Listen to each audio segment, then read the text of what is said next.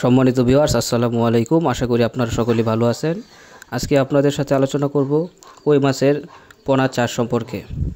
তো সম্মানিত ভিউয়ার্স, আশা করি ভিডিওটি সম্পূর্ণ দেখবেন। সম্মানিত ভিউয়ার্স, আপনারা সকলে জানেন বাংলাদেশ একটি নদী খাল বিল সমৃদ্ধ দেশ। এখনকার অধিকাংশ মানুষ কোনো না কোনোভাবে মাছ চাষের সাথে যুক্ত। বর্তমানে দেশের বিভিন্ন এলাকায় ক্ষুদ্র উদ্যোক্তারা অল্প পুঁজিতে বিভিন্ন প্রজাতির মাছের পোনা চাষ করে অর্থনৈতিকভাবে স্বাবলম্বী হচ্ছেন। কই মাছ তার মধ্যে অন্যতম একটি লাভজনক মাছ। কই মাছের পোনা চাষ শুধু সহজ এবং স্বল্প পানিতেও সম্ভব, তাই এটি গ্রামীণ বেকার যুবকদের জন্য একটি আশীর্বাদ স্বরূপ পেশা হিসাবে দাঁড়িয়েছে। সুপ্রিয় ভিউয়ার্স, কই মাছ আমাদের দেশের একটি দেশি মাছ যা সাধারণত স্বল্প পানিতে স্বল্প জমিতে ভালোভাবে চাষ করা যায়। এই মাছের বিশেষত্ব হলো এরা বাতাসের অক্সিজেন গ্রহণ করতে পারে, ফলে পানির ঘাটতিতেও সহজে মারা যায় না। কই মাছ মাংসাশী প্রকৃতির এবং দ্রুত বংশবিস্তার করে, তাই অল্প সময়ে প্রচুর পোনা উৎপাদন করা সম্ভব হয়। সম্মানিত ভিউয়ার্স, কই মাছের পোনা চাষের আগে পুকুর বা ঘের সঠিকভাবে প্রস্তুত করা জরুরি। প্রথমে পুকুরের পানি শুকিয়ে বা আংশিক শুকিয়ে চুন প্রয়োগ করতে হয়। প্রতি শতক জমিতে 1 কেজি পরিমাণ চুন ব্যবহার করা যেতে পারে।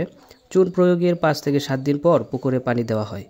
পানির গভীরতা 2 থেকে 3 ফুট হলে কই মাছের পোনা ছাড়ার জন্য উপযুক্ত পরিবেশ তৈরি হয়। এছাড়া পুকুরের তলদেশের শ্যাওলা, আগাছা বা ক্ষতিকর প্রাণী অপসারণ করা সবচেয়ে গুরুত্বপূর্ণ কাজ।